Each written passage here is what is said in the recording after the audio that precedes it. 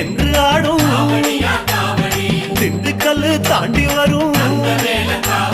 சந்த சிந்து பாடி வரும் கந்தநாதம் தேடி வரும் கால்நடையா வந்த காவடி இது தேடுவது கந்த காலடி